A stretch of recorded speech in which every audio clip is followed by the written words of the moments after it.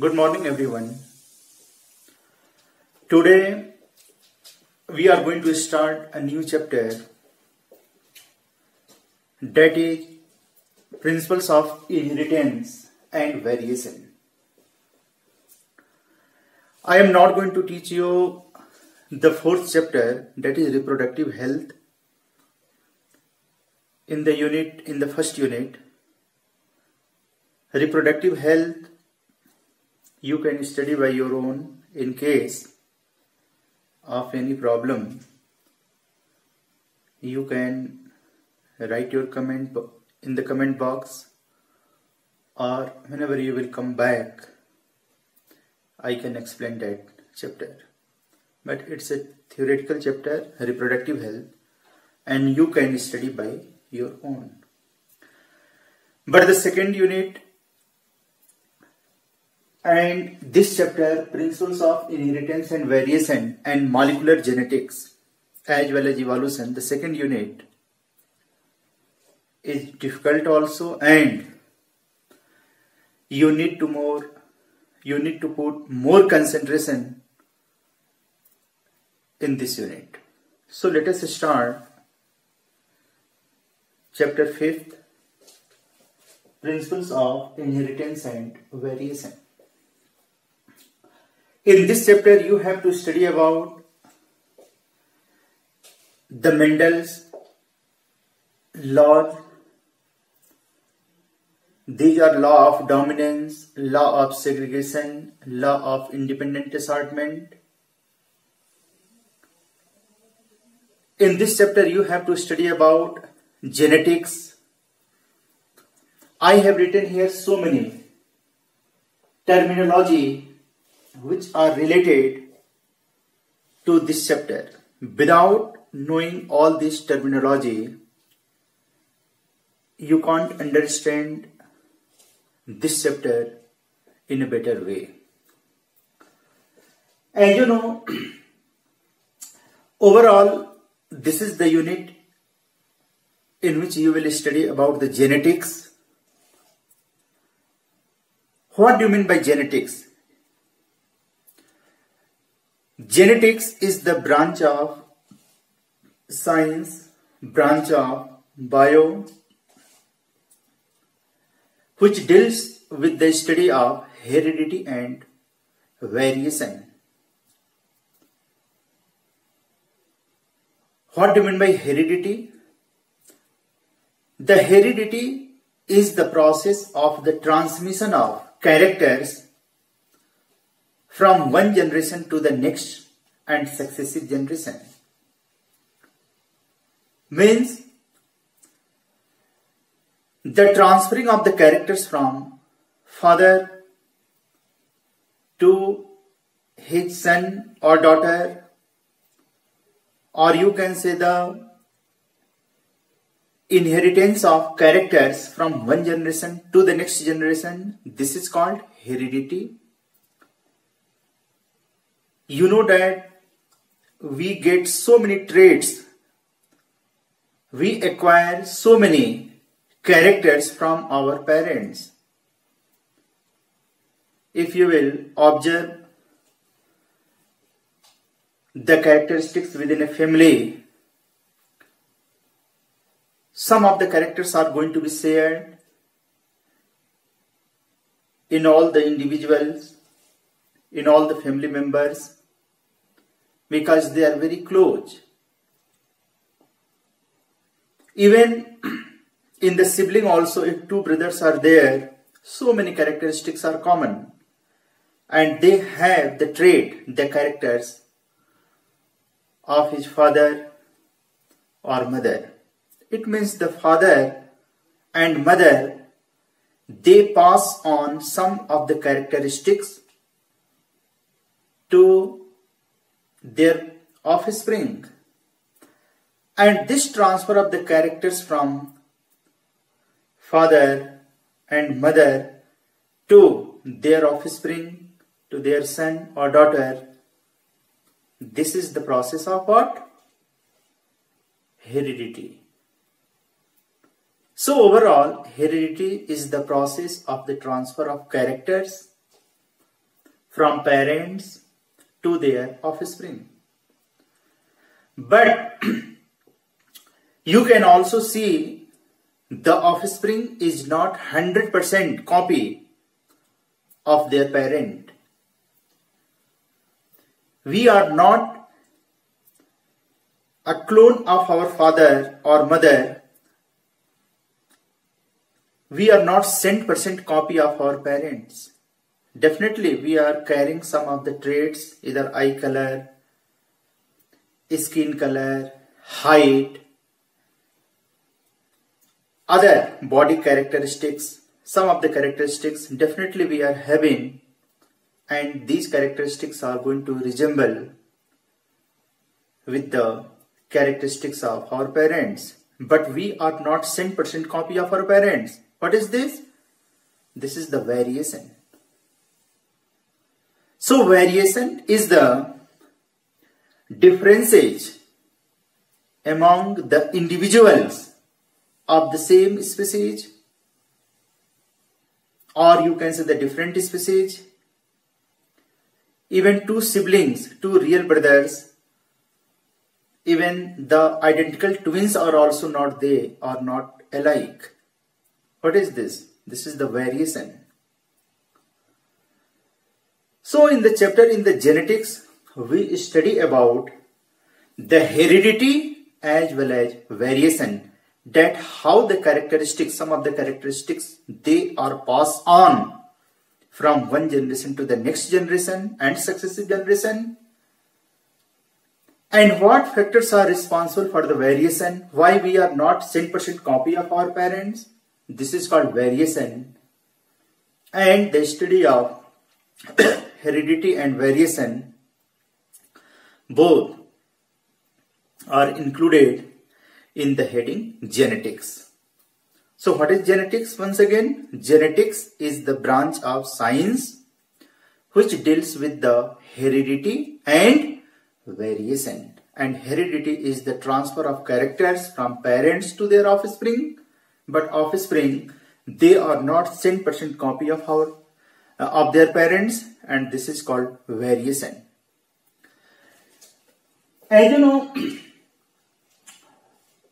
Gregor John Mendel, he is known as the father of genetics. The Gregor John Mendel, I have written here, father of genetics, the modern genetics, Gregor John Mendel. He was born in year 1822, and he conducted so many experiments in between 1856 to 1863. He made several experiments on the garden pea plant, and finally he put forward some of the Mendelian principles. And his experiments are very, very important for the present day to understand the pattern of inheritance and variation. So Gregor John Mendel, who is known as the father of genetics, he made so many crosses. He selected garden pea plant for his breeding experiment, and finally he put forward so many rules, so many principles, and all these principles which are given by the Mendel are helpful to know the heredity and variation in the better way. Now there is a question that why Mendel selected garden pea plant for his breeding experiment. What was the reason? Why Mendel selected garden pea only for his breeding experiment. So many reasons are there to select garden pea plant by the Mendel. I have written here, the garden pea plant, the scientific name of the garden pea is Poison sativum. The garden pea plant was easily available in the garden. As you know, Mendel, he was a priest in a church, and where he was the monk or the priest, in that garden, in the garden of the church, so many pea plants, they were present. And garden pea plant, he found garden pea plant very easily in his garden. This is also a reason to select the garden pea plant. So the garden pea plant was easily available in his garden. That's why he selected garden pea plant for his breeding experiment. Some other reasons are also there. The garden pea plant is a bisexual plant. The plant has bisexual flowers. As you know, bisexual flowers means the flower has both of the sex organs, male and female both. It has the stamen and carpel both, stamens and carpels both. So flower is complete in the case of garden pea plant. It has the bisexual flowers, and even the flower is also closed, means the flower is clistogamous. Because of the bisexual flower, the flower in the third heading, it can prefers self-pollination, but cross-pollination can be also made. If you will take the pollen grains, as the Mendel, he took the pollen grains from one plant and he seeded on some other plants. Means overall, the garden pea flowers, they prefer self as well as cross pollination both. Next, the plants are annual. Annual plant means it has the short lifetime. It completes its life cycle within a year. In 3 months, 4 months, there is the vegetative growth, then fruits, the seeds also come. It helps to find out the result very soon. That's why, because of the shorter lifetime, this was also a reason. So the plants are annual. Suppose if the plants will be biennial or perennial, then it may take too much time to get the result. So to get the result very fast, within a year, in 4 months, 5 months, it has the short lifetime. So the plants are annual also. Pea plants can be easily raised, maintained and handled. The plants can be easily raised, means we can grow the plant, garden pea plant, easily, and it can be maintained also, can properly look after easily, and can be handled also, because the plants, they are very small in size, not it's a tree-like structure. It is herbaceous like shrub, herbs like in nature. So garden pea plant was easily raised, maintained and handled also. And the garden pea plant have many contrasting characters also. The traits, for example, suppose height of the plant, it has two contrasting, the tall and dwarf both. Shape of the seed, maybe the round or wrinkled, these are the contrasting of a character, shape of the seed. The position of the flower may have the flower may be on the terminal or maybe the axial. So different contrasting traits are also present in the garden pea plant, and these contrasting traits made the cross to take the parameters easily for the crossing technique by the Mendels.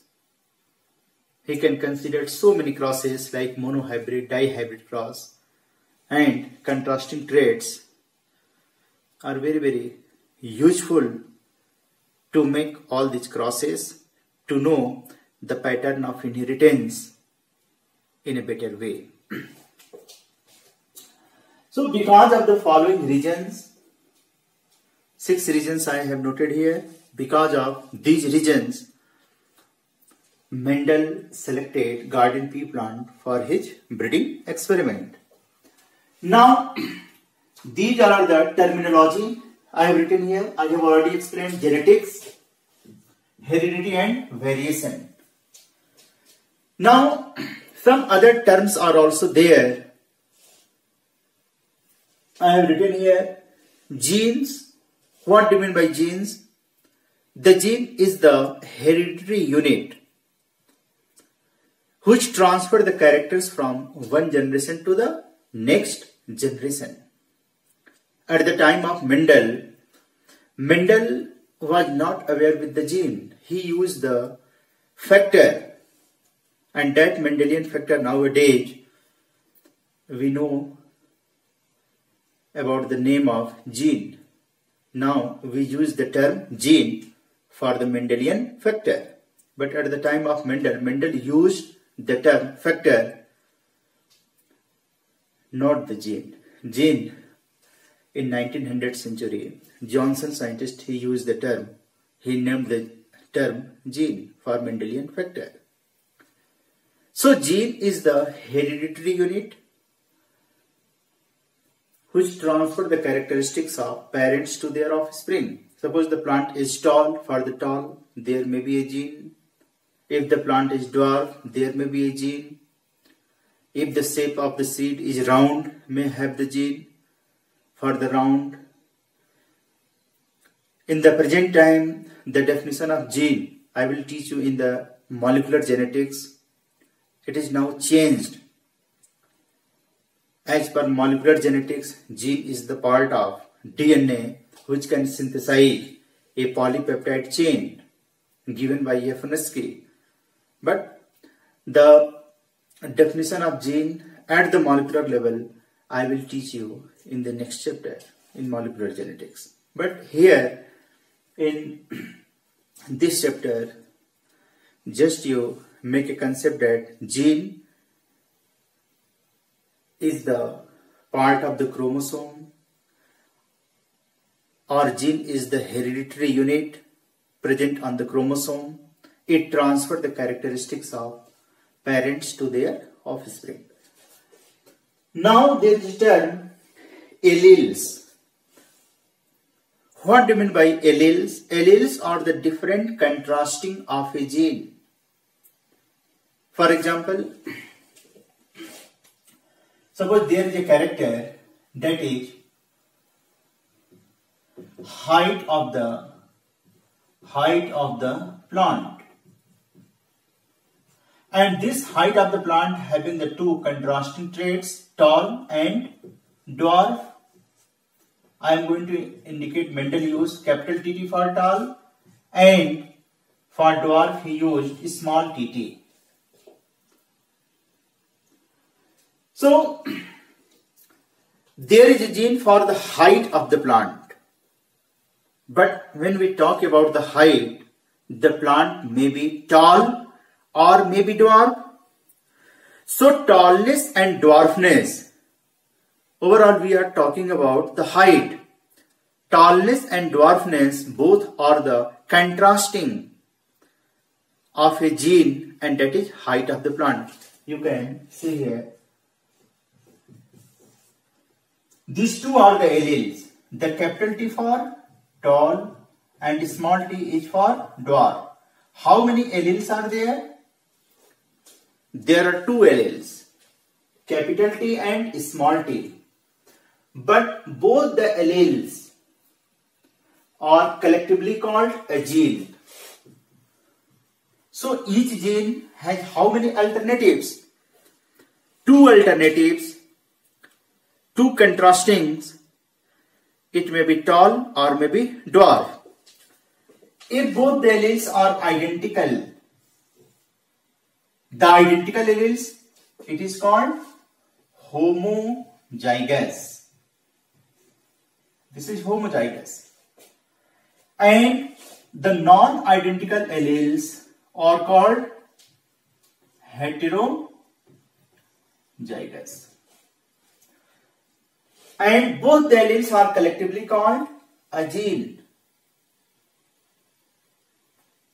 This is also a gene. So each gene has two alternatives, and each one is called allele.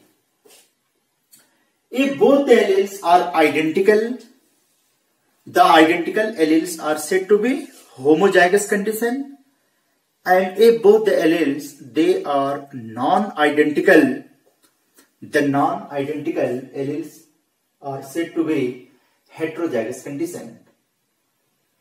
You can take one more example. RR for round, homozygous, and this condition capital R small r, heterozygous. So how many alleles are there? Two alleles, but both the alleles they are identical. Here also two alleles are there, but both the alleles are non-identical, and both the alleles they are collectively called a particular gene responsible for a particular trait. Now the next one is the phenotype. What do you mean by phenotype? The phenotype is the external appearance of an organism. Means whatsoever the observable characteristics are to be there, which you can see by your naked eye from outside, the external appearance of an organism is called phenotype, while the genetic setup of an organism is called genotype. For example,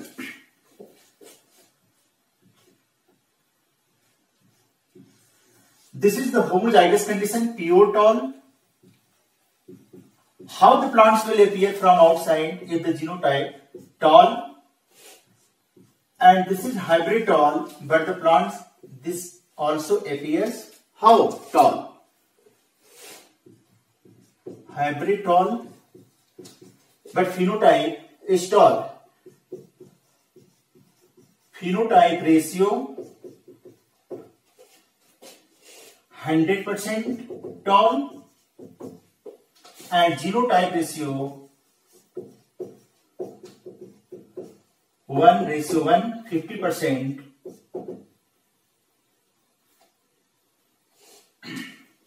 Pure tall and 50% hybrid tall. Please say here. If there is a plant, these two plants are there, for example. In one plant, the gene is like this, capital T and capital T. The plants will definitely be tall. One more plant is there in which the genetic structure is capital T, small t. This plant will also appear tall. Means from outside, you can't differentiate that which one is the hybrid tall and which one is the pure tall. Suppose both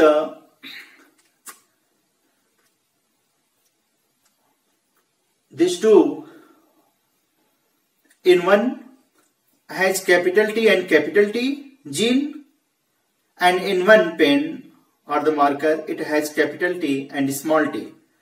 But from outside, the cent percent, it looks like tall. There is no difference at all. So the phenotypic ratio will be 100% tall. But while we talk about the genetic setup you can't see by your naked eye. When you will go at the genetic level, one has capital T and capital T, one is pure tall, while another one is hybrid tall. So here the genetic genotype ratio is 1:1, while the phenotypic ratio is 100% tall. In monohybrid cross, I will explain further when I will teach you about law of dominance. In F2 generation, already you have studied in class 10 when Mendel made a cross in between pure tall and pure dwarf plant. He obtained all the tall plant in F1 generation, hybrid tall, but in F2 generation he got 3:1 phenotypic ratio and genotypic ratio was 1:2:1. Means the phenotype is the external appearance of an organism, while genotype is the genetic setup, genetic constituent of an organism. Now, monohybrid cross. In monohybrid cross, Mendel considered a single character at a single time. For example, in monohybrid cross, suppose a pure tall plant is crossed with the pure dwarf plant, and Mendel observed whether the F1 plants, they are pure tall or hybrid tall. In F2 generation also he studied about the height of the plant only, but at the same time he ignored other characteristics. So in monohybrid cross, a single trait, a single character is studied at a single time. If you are studying height of the plant, you have to say that is there any change regarding the height in F2 generation, in F2 generation, F3 generation. You will not consider any other characteristics or any other characters while you are studying the monohybrid cross. We will study later on. In dihybrid cross, the two characters are considered at the same time. Suppose height, shape of the seed and color of the seed. You can take the two characteristics and you can observe the shape and color of the seed, their changes in F1 generation, F2 generation, etc. So in monohybrid cross, a single character is considered at a single time in the cross, and in dihybrid cross, the two characters are considered at the same time. Now, there is one more term, that is reciprocal cross. What do you mean by reciprocal cross? Suppose here two plants are there, one is tall and one is dwarf. If in one experiment you have considered this tall plant as a male plant and this dwarf plant as a female plant, in the next experiment, the tall plant will be considered as the female and this dwarf will be considered as the male, and that is called reciprocal cross. It means if in a particular experiment, if a particular plant is considered as the male plant, in the next experiment you can consider the same plant as the female. You can reverse the experiment and this is called reciprocal cross. And reciprocal cross confirms about the cross that cross is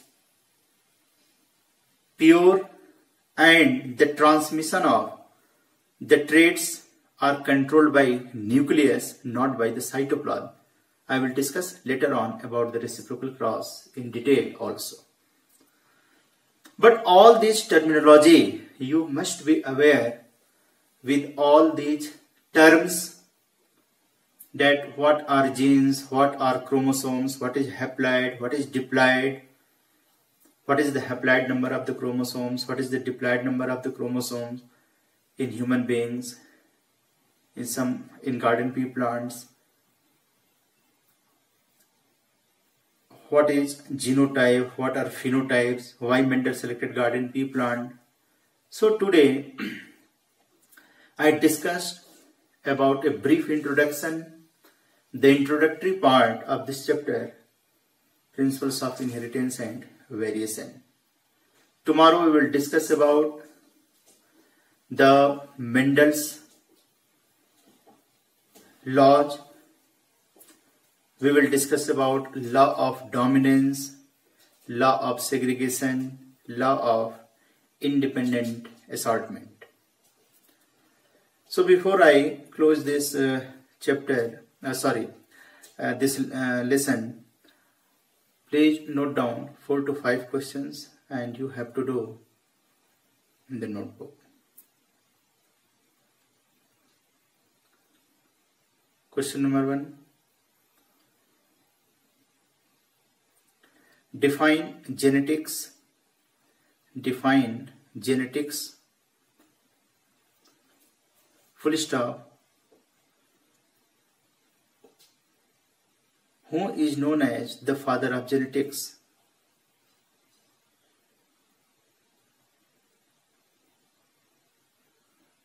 Name the scientist who is known as the father of genetics. Question number 2. Differentiate between the following. Differentiate between the following. First, genotype and phenotype. Genotype and phenotype. Second, gene and alleles.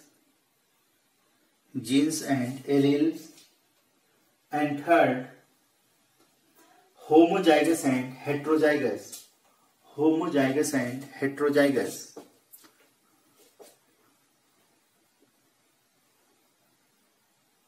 Next question.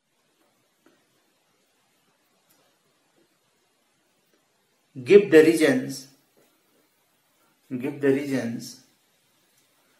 why Mendel selected garden pea plant. Why Mendel selected garden pea plant for his breeding experiments. Give the reasons why Mendel selected garden pea plant for his breeding experiment. Question number 4.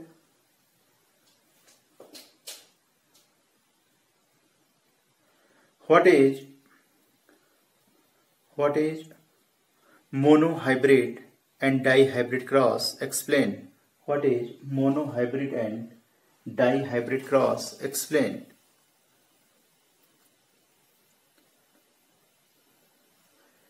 The last question. Differentiate between heredity and variation. Differentiate between heredity and variation with examples. Differentiate between heredity and variation with examples. So that's all for today. Now I will see you tomorrow. Thanks.